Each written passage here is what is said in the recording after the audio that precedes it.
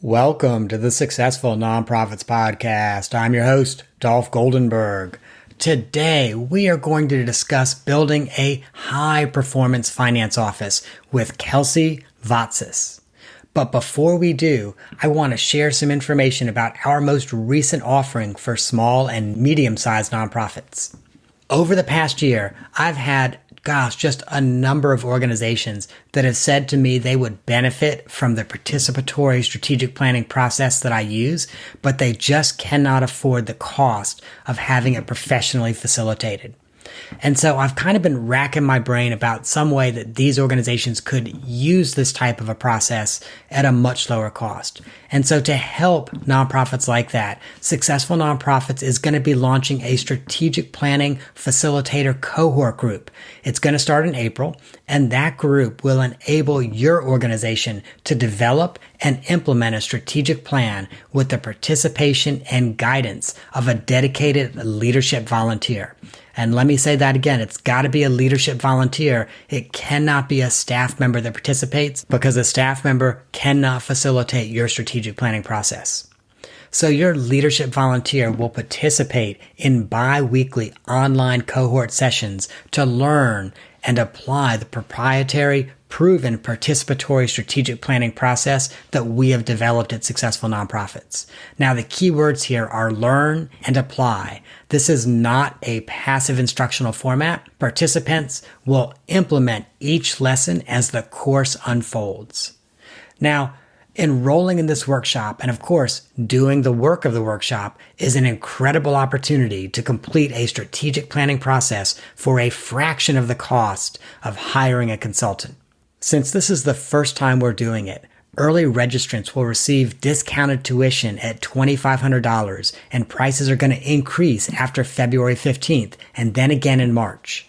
So you can check out more about the cohort group at successfulnonprofits.com. Though let me also share with you that you can't actually sign up at the website. Participating in the cohort group requires that you and I have a conversation about the process because we only want to admit organizations that we believe can succeed in the cohort group. Now let's move on with our conversation for today. Every now and again, I will read a book, an article, or a blog, and I will find myself figuratively pumping my fists in the air and shouting, sometimes literally and audibly to the surprise of the people that I'm on a plane or subway with, yes! Now, this happened recently when I read a blog post entitled Signs of Finance Department Dysfunction and What to Do About It. I have witnessed scenarios described in this article more times than I care to tell you. Reading it provoked a yes, and for a third time, yes response with me. So I knew that I had to reach out to the author to share war stories. And so I'm delighted that the blog's author, Kelsey Vatsaas, is joining me on the Successful Nonprofits podcast today. Kelsey is a principal with CliftonLarsonAllen, an industry services consulting firm. And Kelsey's professional passion has become helping finance departments move from chaotic inefficiency to streamlined functioning. She has developed a complete finance department assessment to identify trouble, correct it, and chart a roadmap to continued success. Now, let me just say, this is an incredibly important episode for you to listen to, even if you think it does not apply to you or your organization. Because every organization has finances, and every organization needs to know how to have an efficient and effective finance department. So, hey, Kelsey, welcome to the podcast. Thanks so much, Dolph. Yeah, one of the things I said in the intro is that I loved your blog post, both because you offer advice on fixing problems, but also because I could absolutely relate with some of the stories you shared. One thing I've got to ask you, you mentioned you had a client who had 1,800 general ledger accounts. Was that for real? That was for real. I actually happened to be at that client again yesterday. We helped them convert to a new software and bring their chart of accounts down to a much more manageable level. And it's amazing how it's transformed the work that their team does and how their whole team understands finances. But yes, it was quite a interesting set of accounts, many of which hadn't been used in 10 or 20 years. Let's unpack that. So how did they get to a point that they had over 1,800 accounts? Mm-hmm. Yeah, good question. I think a lot of it was it's an organization that over the years has offered a number of different products, services, and events that they host. And so instead of having a flexible chart of accounts that would allow them to use similar accounts year over year and still measure and track things in a meaningful way, they just created a new account every time they did something different. The other thing was that they really leaned more towards the direction of more information is better, but they never stopped to say, are we actually using this? And are we already tracking it somewhere else? So, for example, they sell educational courses as one of their product and service offerings, and they track every single separate educational course, and every time they made improvements, they tracked it as a new course.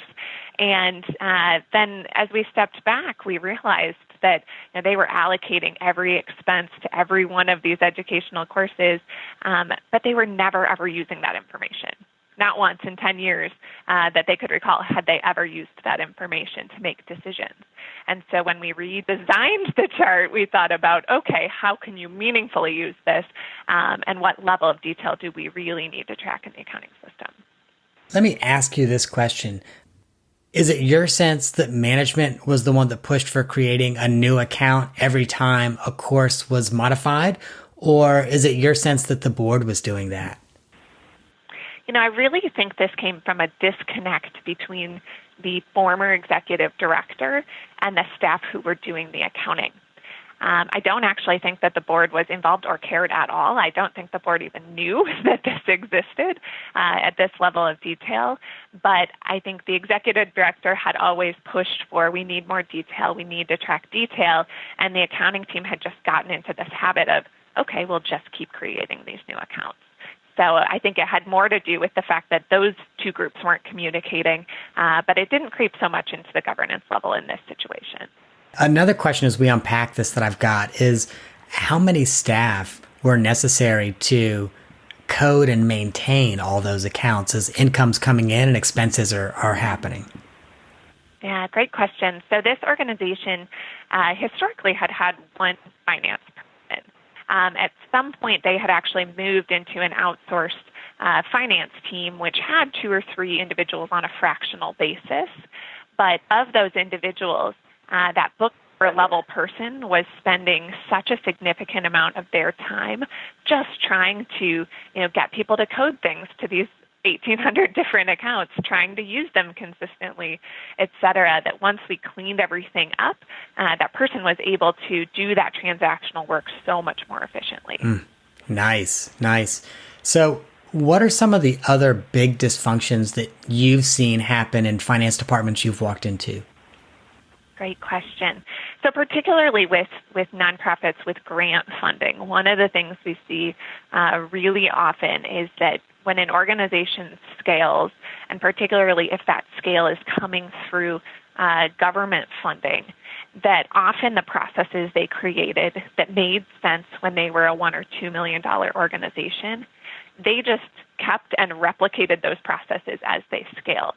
And because we all know that government funding is tricky and fickle, and you do have to track in a lot of detail that sometimes you might otherwise not choose to do so, often what we'll see is organizations will take these original processes they designed and they'll just keep doing them on this bigger scale without ever pausing to step back and say, do we actually need to do it this way? Do we need to track it in this level of detail?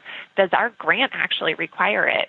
And particularly with the rollout of uniform guidance a few years ago now, while some things got more fickle and strict on grant tracking and reporting, there were actually some things that scaled back, or you could take a simpler approach. And we've walked into so many organizations where they just never had the time to step back and think about, could we do this a simpler way? So one example was an organization who had gone from a couple $1 million annual budget to over a $30 million annual budget in just a short number of years. And when we came in to do an assessment, they had 3 full-time people just doing accounts payable, with most of their work being focused on allocating among all of these different federal grants. And so it was taking a very long time to process every single AP transaction because of these complicated allocations they were doing. When we stopped and looked at what does your grant actually require, are there some different options, and we figured out pretty quickly that they could set up a schedule at the beginning of the year based on where they think that the allocation is going to land, set it up in their system, just enter AP like normal AP invoice, apply that allocation, and then once or twice a year, look at how the allocation is actually working, do a little true up, and be good to go. And so with that, they were able to shift the resources of almost 2 full-time people to doing more meaningful finance and accounting work than processing checks.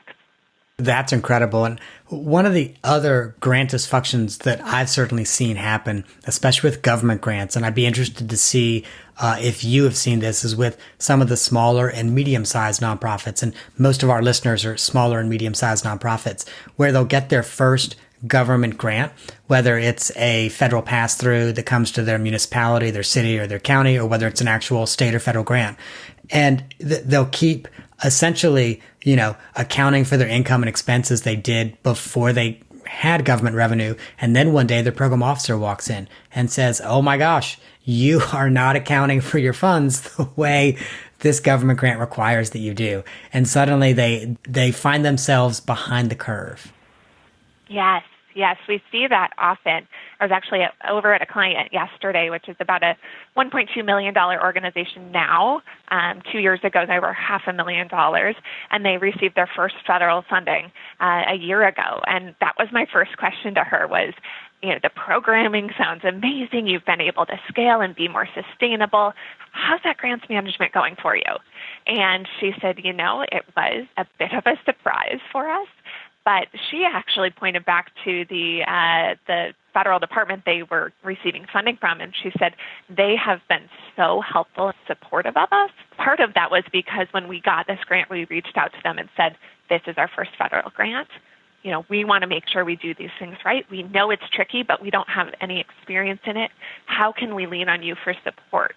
And so it was really great to hear from her what great support they were getting from the Department of Justice to help them with that. But I think it all goes back to the fact that they were at least proactive enough to say, we know this is going to be tricky and we need help up front. Because I think that's where a lot of organizations miss the boat, so to speak. And really, how smart and strategic of them to go to the funder and, not pretend like they know it all and say, oh, we're ready, we got everything under control, but instead go to the funder and say, hey, this is our first time on this ride and we need to know what the rules are, and we need to know how we're supposed to handle it.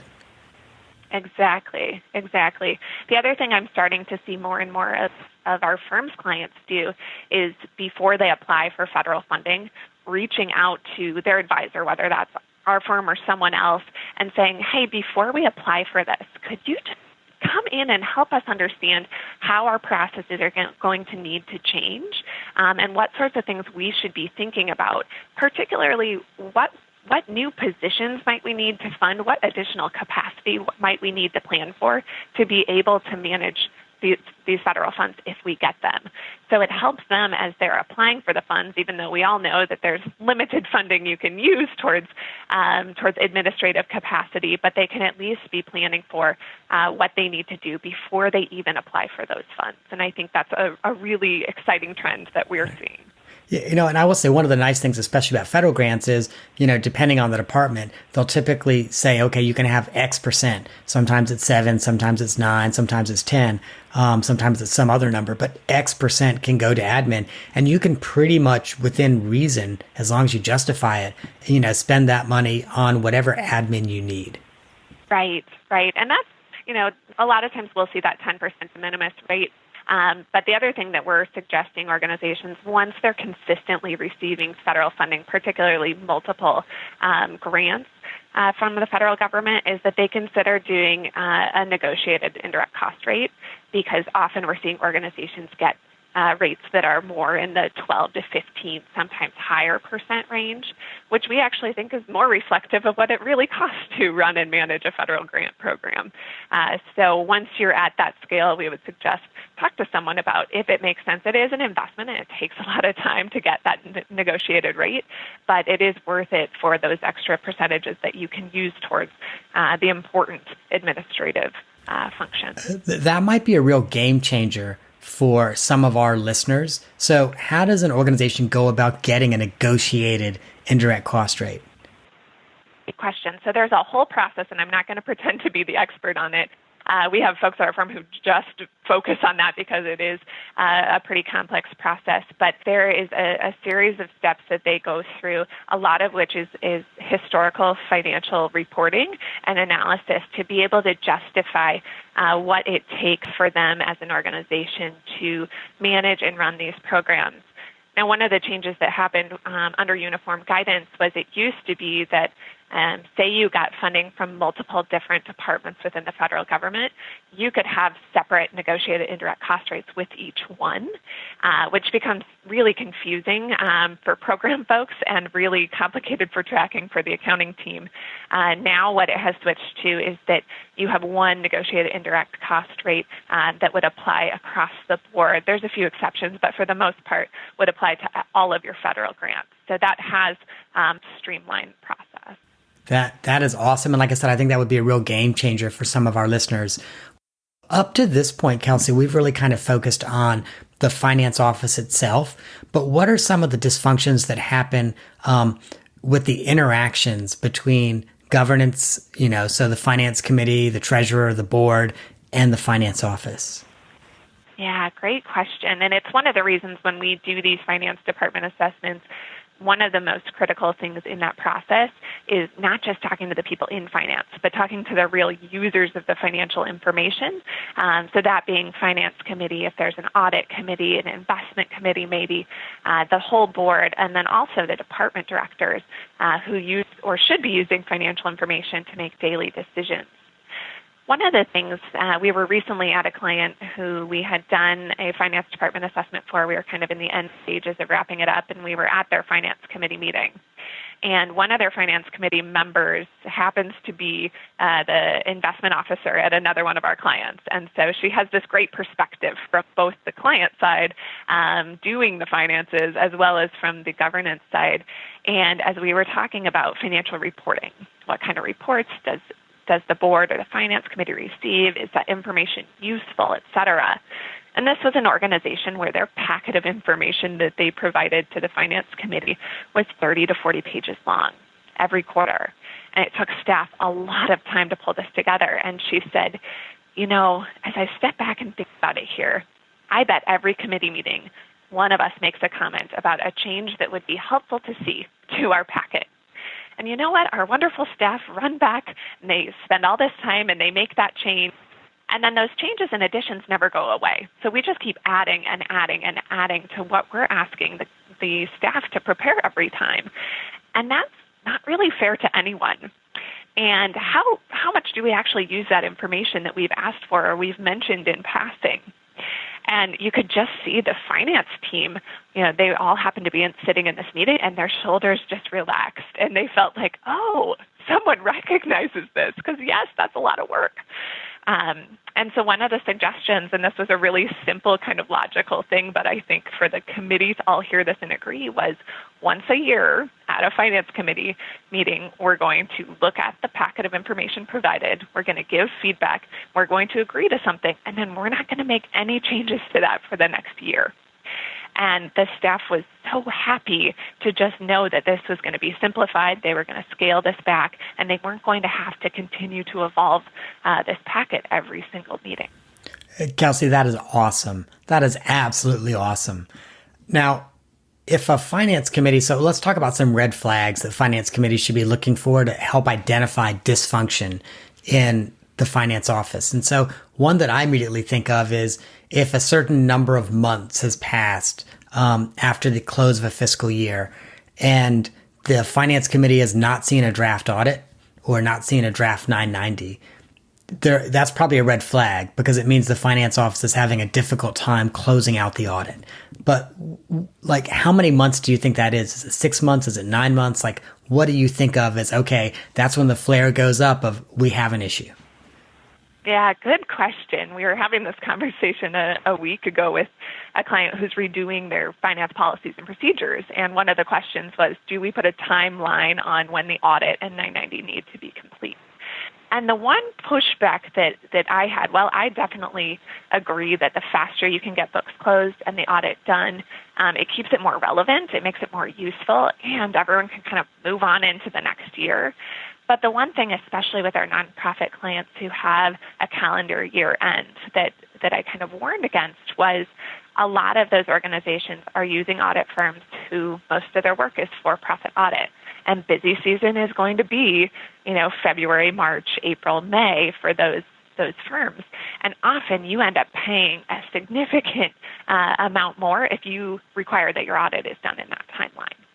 And so for clients who have the flexibility and who governance feels comfortable with saying, let's aim to get the audit done within 6 months and have the 990 done within 7, for example, that might allow them to have that audit done at a timeline that doesn't have that premium cost to it. That said, I definitely think that 6 months is a good goal. Any longer than that, like I said, it's getting pretty stale. But I do think it's important for the finance committee to recognize those cost implications, especially if they're on a calendar year. I'll share with you that it's been my experience, both as an executive director and also as a consultant, if a draft audit can't be produced 6 months after the close of a fiscal year, even a December 31 close, that there's some issues in the finance office. Maybe the finance office can't produce the documentation the auditor is requiring. Maybe the finance office cannot respond to specific questions that the auditor has. And to me, like, that's a real sign of issues in the finance office that have to be fixed. Yeah, no, I think it's a good kind of rule of thumb or benchmark to look at and figure out what is it that's going on. The other thing I would say is there often can be this relationship between the finance office and the auditor. I'm a former auditor myself, and so I've been on that side of the street, but where the finance team doesn't ever feel like they can push back at all with the auditors. So when the auditors send this request list that has 100 items, they never feel like they can say, do we really need all of these? And I think that, and maybe I'm in a position where I have a little different view on it, but I think it's important that the finance team asks those questions sometimes. A client that we were recently working with, and they happened to be an audit client of our firm, and we were doing a finance department assessment. And as part of that process, we often will do a survey of staff and ask them to kind of roughly allocate how they spend their time. And this client, between their controller and their senior accountant, who were their two strongest, longest-standing team members, the two of them are each spending 25 to 30% of their time on the audit. And you think about all the resources that are going into just getting that audit done and the other valuable things they could be doing with their time. And when we broke down what is it about the audit that takes so long, one of the things was that document request list and gathering all this information. And so we started talking about, okay, let's dig into that. Let's look at that. And, one example was that this organization was set up with multiple different locations, and every location has their own advisory group, their own finance advisory group. They weren't actually governing. They didn't have true governing authority, but they did have meetings. They kept minutes. And then there were a number of different kind of organizational-wide committees.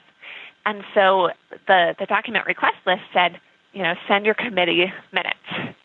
And so this organization had historically sent committee minutes for every single one of those advisory committees and board committees, whether they were finance-related or not. So we're talking about over the course of a year, this is a few hundred sets of minutes that are being sent. Oh, and you talk to the audit team, they're not looking at all of those. A lot of them aren't relevant. But no one had ever said, hey, you don't need to send all of those. That took you a long time to gather, and we don't really need them. And so sometimes just being willing to ask that question and say, do you really need this? Or how are you going to use this? Help me understand. I think it can really be fruitful and help that process go smoother.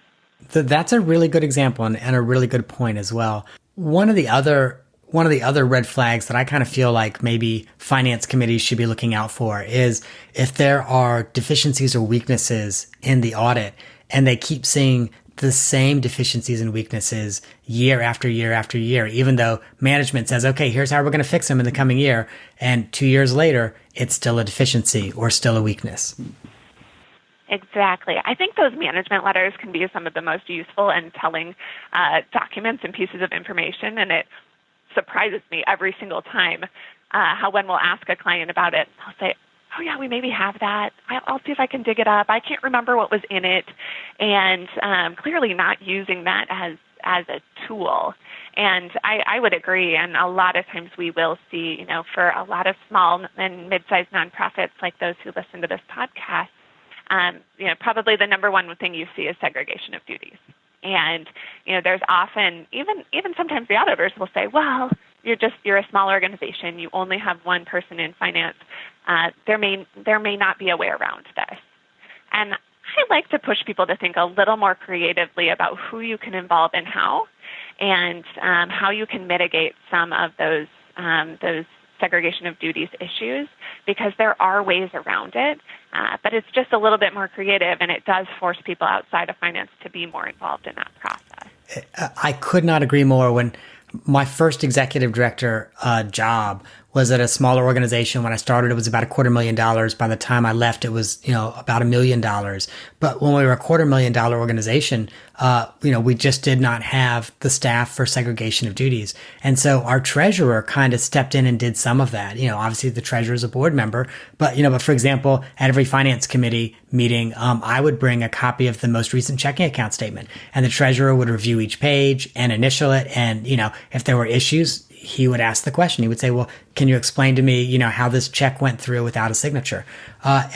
So I agree with you. I think even if you're a small organization, you've got to have a treasurer on your board, and they can help with some of those segregation of duties.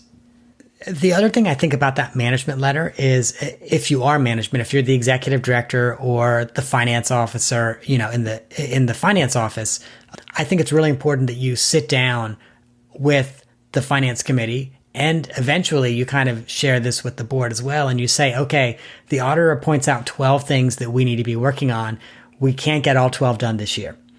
So in the coming year, which 4 are most important and which 2 might come after that if we've got time and the bandwidth to do it? Yeah, Dolph, I think that's a great way to address it. I always really like to see that when there's a management letter that, management has a chance to review that before it goes to the board or the committee, and that I really like it when organizations then put forward their response to the management letter, which does exactly that, lays out, here's what was stated, here might be some of the reasons why, because I do think context is important, and then here's what we're going to do about it. But I agree that when we see organizations that say, here's the 14 things that were in the management letter, and we're going to address all of them in the first quarter, that's just not realistic, and that's more stressful for everyone. So working together between the finance committee and management to come up with what's realistic, what do we need to implement this? And sometimes that means we need more capacity. We need outside help. And that usually has budgetary implications. And so getting everyone on the same page with this is a priority and here's the resources we're going to set aside to do it is a really critical piece to getting rid of those comments going forward and having a stronger finance function. Kelsey, I could not agree with you more. And I have to share with you, as an executive director, I always made a point of reading the management letter before it went to the finance committee.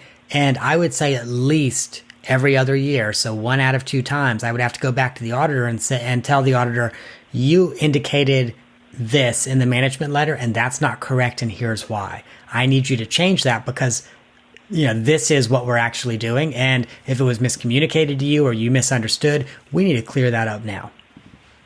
Yeah, it's a great example, Dolph. And I do some outsourced CFO work with teams here from CLA. And recently, one of our small clients who, before we came in and did their outsourced accounting, always got that segregation of duties management comment. And when we got the draft audit this year, sure enough, same old language was in there in the management letter. And we pushed back and said, this is part of the reason we're here. We have 3 different people. We're all fractional. But we have this all designed so that we do have good internal controls and segregation of duties. And their response was, oh, yeah, we had just copied and pasted that from last year. So I think it's really important to push back on those things and to make sure we're being mindful of it, because otherwise that would have gone to the board. And their question would have been, well, why are we paying you guys to do this? We thought you were taking responsibility for getting rid of that comment. Well, Kelsey, we are quickly running out of time, and I cannot close up our conversation without asking you the off-the-map question. All right. I love talking about finance, but this question has absolutely nothing to do with finance. But it may have something to do with dysfunction, and I hope I don't offend you when I say that. But I understand that on your wedding day, now not wedding week, but on your wedding day, you did something highly unusual for a bride and groom to do. Can you tell us more? You bet. One of my favorite stories. So I am originally from Nebraska. I live in Minnesota now.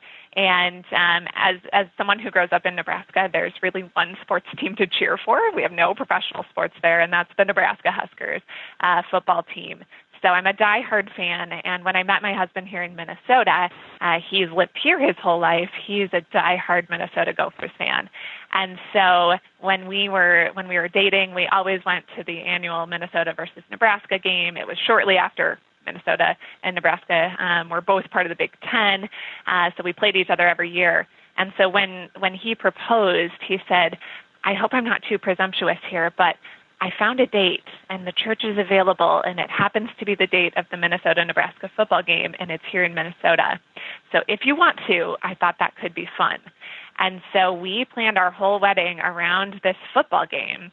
And one of the more interesting things from a type A logistical person like myself was that that year was the first year the Big Ten didn't set game time until the week before.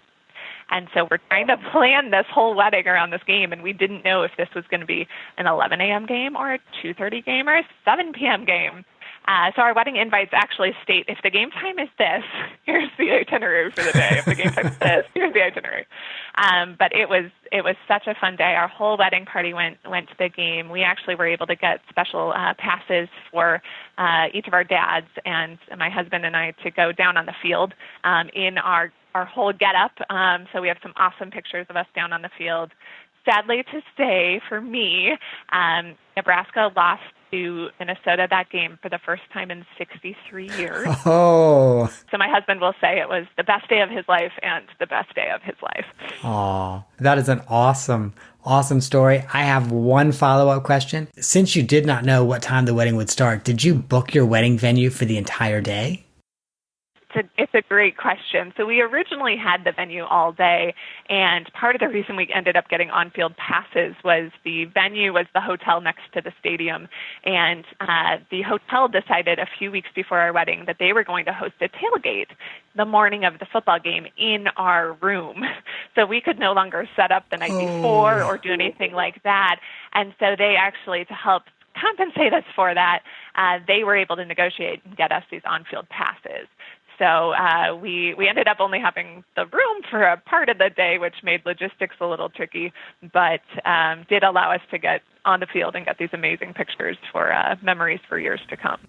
That's incredible. And so I have a feeling that when you are done with finance and accounting, you're going to have a second act as a wedding planner, because only a professional wedding planner could have pulled that off.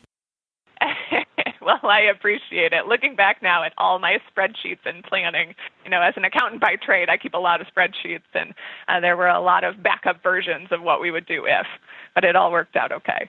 That's incredible. Well, Kelsey, thank you so much for talking with me today about finance department dysfunction. I know that you have given our listeners some food for thought.